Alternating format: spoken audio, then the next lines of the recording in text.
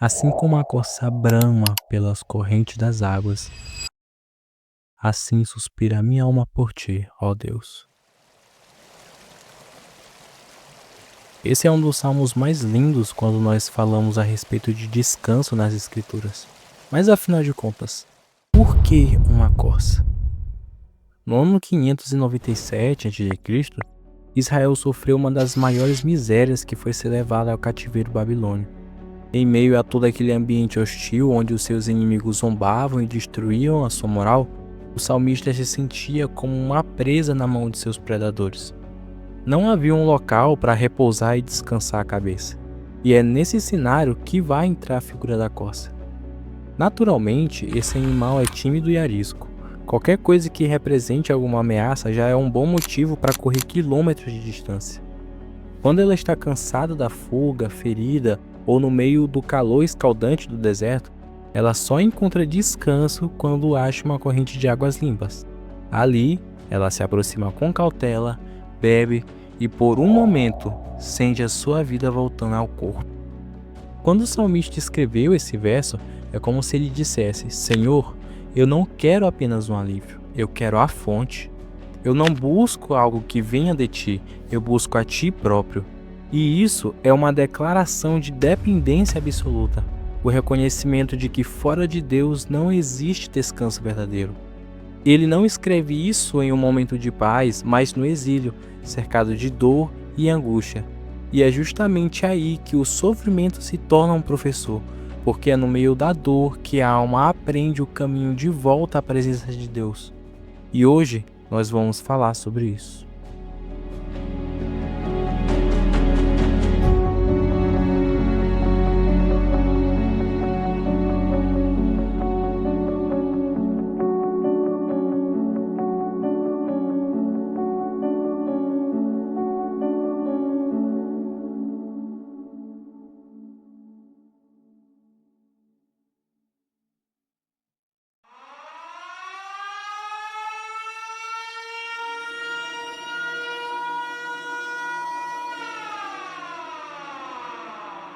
No período da Segunda Guerra, após a Alemanha ter invadido a Holanda, uma mulher foi levantada por Deus para ajudar aqueles que eram perseguidos, Corrie ten Boom.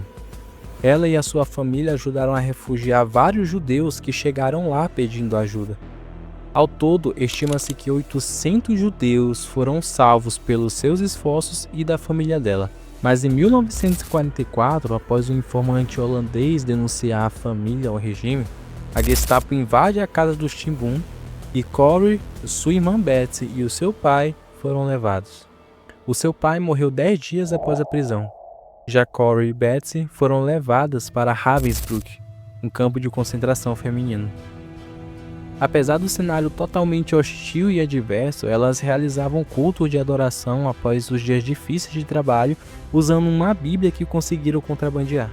Em um dos momentos da história, assim que elas chegaram na prisão, elas perceberam que havia muita pulga no local. Apesar disso, Betsy agradecia a Deus por elas. E vendo aquele cenário, Corrie disse: Betsy, nem mesmo Deus pode me tornar grata por uma pulga. Mas através de algumas circunstâncias que revelaram a bondade de Deus, Deus levou Corrie a ser grata pelas pulgas. Por conta delas, os soldados não entravam com muita frequência no alojamento, e isso possibilitou as irmãs esconderem a Bíblia, que era proibida naquele local. Porém, por conta daquela circunstância, a saúde de Betsy começou a se deteriorar, e ela faleceu no dia 16 de dezembro de 1944. E antes de morrer, ela disse a Corrie: que nenhum poço é tão fundo que ele não possa alcançar. Mesmo no pior cenário que uma pessoa poderia estar, o amor de Deus ainda se fazia presente naquele local. Um rio de águas correntes se fazia presente lá. 12 dias após a morte da sua irmã, Corrie foi libertada por conta de um erro administrativo, evitando assim a sua morte, que estava destinada juntamente com a de outras mulheres da sua idade. E por mais estranho que pareça, o maior desafio de Corrie não foi sobreviver ao campo de concentração, mas aprender a perdoar. Anos depois do fim da guerra, Corrie viajava pela Alemanha pregando sobre o amor de Deus. Ela acreditava que a graça de Deus podia restaurar até mesmo o coração mais destruído. Mas em uma de suas palestras em Munique, algo acontece que colocaria essa fé à prova. Enquanto ela terminava de falar, o homem se levantou e começou a se aproximar. Ela o reconheceu de imediato. Era um dos guardas do campo de Ravensbrück, o mesmo lugar onde a sua irmã Betsy havia morrido. Ele estende a mão e disse com um sorriso: Senhorita, que mensagem maravilhosa! Como é bom saber que Deus perdoa todos os nossos pecados. Eu era guarda em Ravensbrück, mas agora eu sou cristão. Sei que Deus me perdoou, mas eu gostaria de ouvir isso também da sua boca. Senhorita, você me perdoa? Imagine Corey parada diante daquele homem, as mãos trêmulas, o coração um campo de guerra, e por um instante, o campo de concentração voltou a existir dentro dela. Dentro dela algo gritava: não, eu não posso perdoar isso. Mas ao mesmo tempo, ela lembrava das palavras de Cristo.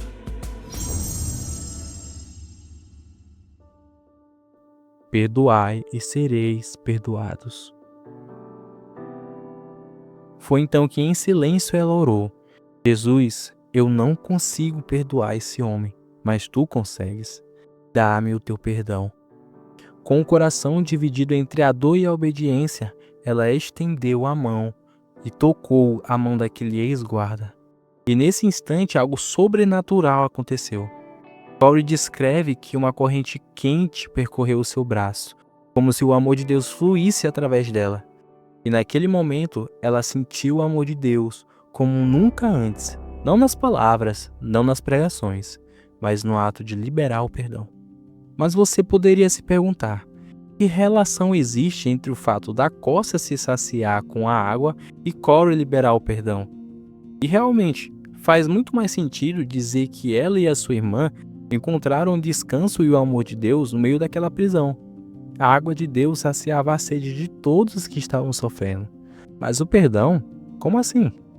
Quando a Corsa está sedenta pela água, ela é capaz de passar por cenários que vão exigir muito dela. Isso significa ir para lugares perigosos, altos e até mesmo longe do local onde ela está. Tudo isso para saciar a sua sede. Quando Cristo morreu pelos nossos pecados, não foi uma morte condicional onde apenas os mais santos, os mais puros e os menos pecaminosos receberam perdão. Não há nenhum justo, nenhum sequer. Ainda sendo filhos da ira e inimigos de Deus, Cristo morreu pelos seus. E Betsy, enquanto estava viva naquela prisão, orava até mesmo pelos guardas para que Deus mudasse os seus corações. E o amor de Deus alcançou o coração daquele homem. Perdoar aquele homem significava dizer: Senhor, se tu amas, eu também devo amá-lo. Perdoar significava vencer o ódio de seu coração. E isso não é algo fácil. Perdoar significava deixar de carregar um fardo que não era dela. Significava confiar e descansar no fato de que Cristo pagou pelos pecados daquele homem lá na cruz. Perdoar significava deixar que Deus curasse a sua ferida. Perdoar significava deixar transbordar um rio de águas vivas, que saciava o seu desejo de justiça. Significava escalar as montanhas mais altas no local mais distante, apenas para saciar a sua sede. A Corsa anseia pelas águas para trazer refrigério e paz. Cristo é a nossa paz no meio das tribulações, onde a esperança parece apenas uma ilusão. Ele é a paz até mesmo nos momentos que é exigido de nós um ato de fé, como liberar o perdão. A Corsa vai até a água. Corey caminhou até o perdão. E você? Até onde vai para encontrar o descanso?